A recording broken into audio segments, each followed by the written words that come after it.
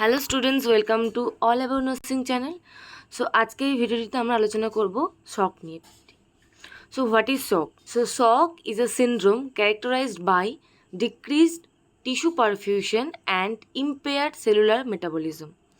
This results in an imbalance between the supply and the demand of oxygen and nutrients.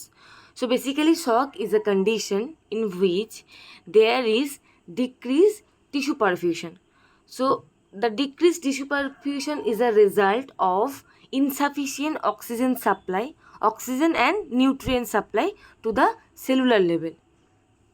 Okay, so due to insufficient or inadequate supply of oxygen and nutrients to the cellular level or the tissue level, that's why there is decreased cellular tissue perfusion. If there is decreased oxygen at the cellular level, যদি oxygen কমে যায় বা nutrient supply যদি cellular লেভেলে কমে যায়, তার কারণে কি হবে না, সেল সাফিসিয়েন্ট অক্সিজেন পাবে না এবং নিউট্রিয়েন্টস পাবে না। আর যদি সেল সাফিসিয়েন্ট পরিমাণ অক্সিজেন এবং নিউট্রিয়েন্টস না পায়, তাহলে সেল কী হবে, পারফিউশন বা সেল তার অ্যাক্টিভিটি করতে পারবে না। Okay, so that leads to impair cellular metabolism. আর এই যে ডিক্রিজ সেলুলার পারফিউশনটা হচ্ছে, সেটা তার কারণটা হচ্ছে যে সেলের যে ডিম্যান্ড, যে অ্যামাউন্ট অফ সেলের অক্সিজেন এবং নিউট্রিয়েন্টস লাগে, সেই ডিম্যান্ড আর যে পরিমাণ সাপ্লাই দিচ্ছে বডি যে পরিমাণ, যে অ্যামাউন্ট অফ অক্সিজেন এবং যে অ্যামাউন্ট অফ নিউট্রিয়েন্ট সাপ্লাই দিচ্ছে, সেই সাপ্লাই আর যে পরিমাণ সেলের দরকার, এই দুটোর মধ্যে ডিসইকুইলিব্রিয়াম হচ্ছে বা দুটোর মধ্যে কোনো ব্যালেন্স থাকছে না। ডিম্যান্ডটা বেশি থাকছে আর সাপ্লাইটা কম হচ্ছে, যার ফলে সেল হাইপক্সিক হয়ে যাচ্ছে, সেল অক্সিজেন এবং নিউট্রিয়েন্টস পাচ্ছে না, সেল তার ফাংশনিং করতে পারছে না। That is the condition, that is called, or this syndrome or these features is comes under shock. So behind shock there is the anatomy and physiology of our circulatory system. So our circulatory system, we all know, that is composed of heart, blood vessels. So heart is a hollow muscular organ which is situated in the thoracic cavity. So in the circulatory system, the function of heart, we all know that it the right side of the heart and the left side of the heart, both the two compartment, the four chamber are there. So right side of the heart is responsible for transporting the forward movement of blood to the lungs for purification, and the left side of the heart is responsible for oxygenated blood. So in the left atrium, the blood comes from the lungs. The purified blood comes from the lungs through the pulmonary vein in the left atrium, and from there, by the opening of the bicuspid valve, it goes to the left ventricle, and from there, by the ventricular systole, or by the contraction of the ventricle, the blood goes through the aorta to the whole body by the opening of the aortic valve. Okay, so this is the aortic valve. From the ventricle, the blood goes through the aorta to the circulation. Okay, so by the pumping ability of the heart, the oxygenated blood circulate throughout our body. And the blood is responsible, which is tissue, fluid connective tissue, which combines or which connects throughout our body. So it has different components in blood. We all know it is a common, we all know that topic, that is it composed of red blood cell, white blood cell, and platelets. So different blood cells have different functions. So basically behind the shock, the main function of RBC, that is hemoglobin, has the main function to carry the oxygen to different parts of the body. So this is responsible for carrying oxygen throughout the body.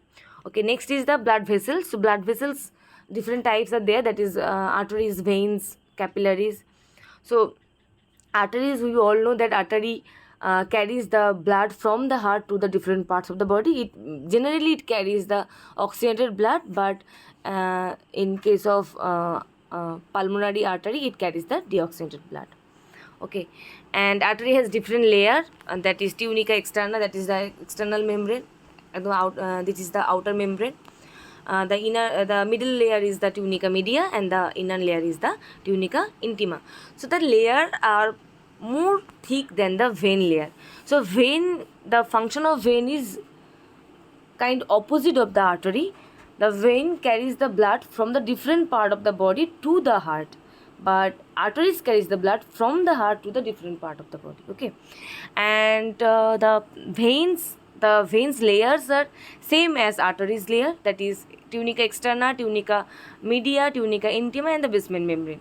Same, the veins layer are the same, but there is a difference, that is in the artery layer the layer are quite thick, but in the vein layer the layer are quite thin than the arterial layer, because in the artery we all know that the pressure in the arterial wall is more than the venous pressure. So that's why for the stretching of the artery the layer are more thick than the vein layer. So this is the behind shock, the anatomy related our body anatomy. Okay, so we have to know what are the organs who are responsible for circulation.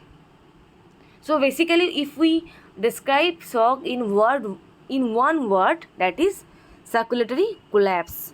So if we define the shock in one word, we can say that shock is a condition of circulatory collapse. If there is any deficiency of oxygen nutrients to different parts of the body, cells and tissue, that results in shock. Moving to the classification of shock.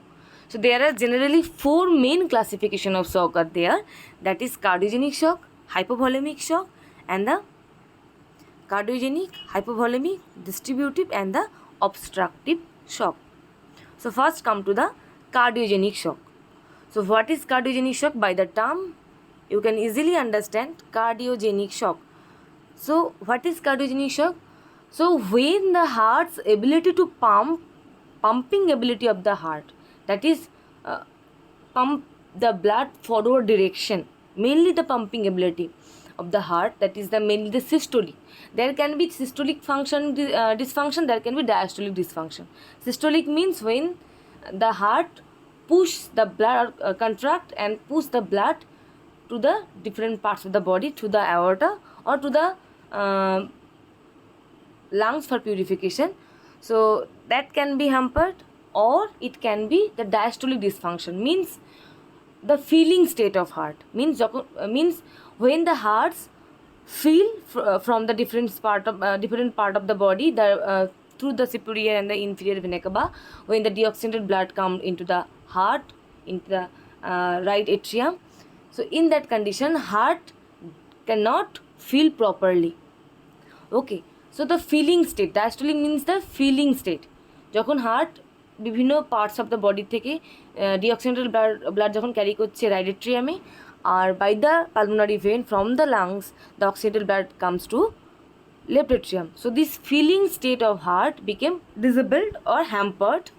This is the diastolic dysfunction, and the systolic dysfunction is when the pumping ability of the blood to push the blood to the forward direction, when that function became hampered, that is called systolic dysfunction.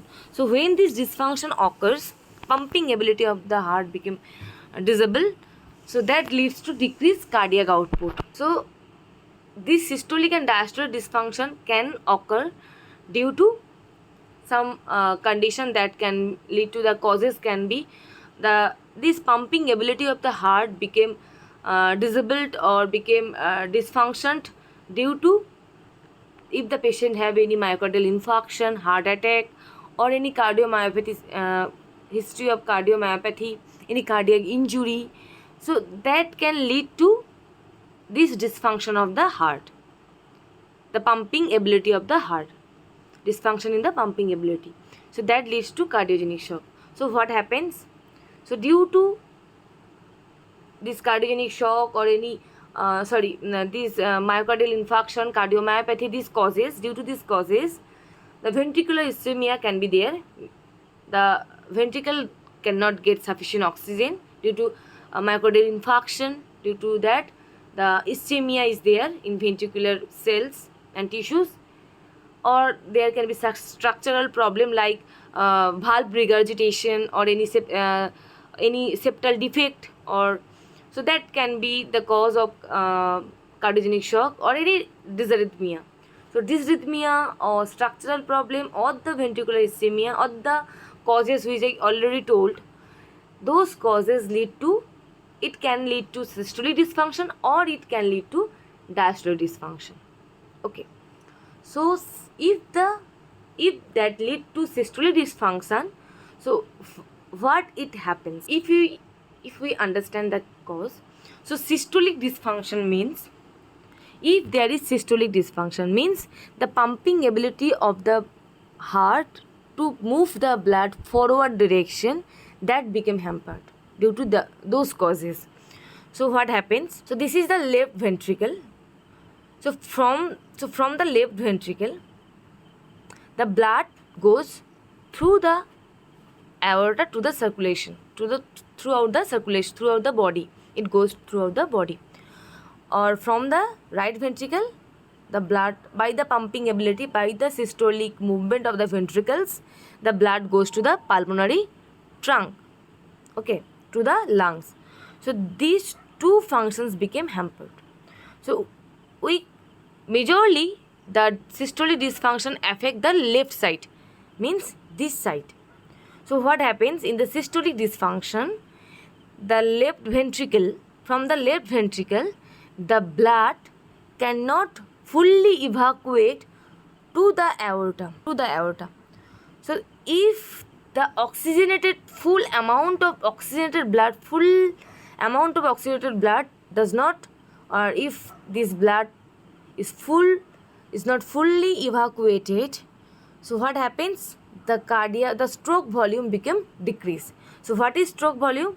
By each contraction of the left ventricle, the amount of blood which is ejected by the left ventricular contraction, each contraction, that amount is called stroke volume. So by the contraction of the left ventricle, the amount of blood which have to go through the aorta to our whole body, so total amount of blood cannot be evacuated due to this ventricular muscle dysfunction or the dysfunction of the systolic dysfunction, or pumping ability of the heart became decreased. That's why whole blood cannot be evacuated to the aorta. That's why the amount became decreased, the stroke volume became decreased. That's why the cardiac output became decreased. So cardiac output, you all know, that is stroke volume into heart rate. So if the stroke volume falls, automatically the cardiac output become fall down. So if the cardiac output become fall down, the tissue or the blood supply throughout the body become decreased. Oxygen and nutrients become decreased. So that leads to cellular oxygen supply decrease cellular oxygen supply, decreased tissue perfusion, that leads to impaired cellular metabolism. And if the diastolic dysfunction occurs, so that leads to ineffective filling of heart. Heart cannot fill properly, which is required. That leads to increased pulmonary pressure. If the blood is not fully evacuated into the left atrium or into the left atrium, so that leads to the blood remains in the pulmonary or in the lungs. In the left atrium, the blood comes through the pulmonary veins. Through these pulmonary veins, the blood coming into the left atrium. So if the blood is not coming into the left atrium fully, so blood remains in the pulmonary veins, in the lungs. So if the blood remains in the pulmonary circulation, so that leads to stasis of blood in the pulmonary circulation. If there is stasis in the pulmonary circulation, that leads to what happens? Increased pressure in the pulmonary veins. If in the veins there is if in the pulmonary vein, if the blood constantly remains in the pulmonary vein, that create pressure in the pulmonary vein wall or pulmonary circulation. So that leads to increased pulmonary pressure. Okay, leads to increased pulmonary pressure. And if the pressure is increased, there is pulmonary edema, means there is increased capillary permeability, and that leads to fluid shift from the intravascular space to the extravascular space, and that leads to pulmonary edema. Okay, and that leads to decreased oxygenation if there is pulmonary edema. So gaseous exchange cannot be occur properly. Oxygen and carbon dioxide does not exchange properly, and that leads to decreased oxygenation. And if there is a decreased oxygenation, that leads to decreased cellular oxygen supply, decreased tissue perfusion, impaired cellular metabolism. Okay, hope you all understand regarding cardiogenic shock. So next video I will upload the regarding next shock, that is distributive shock, the hypovolemic shock. All are coming soon.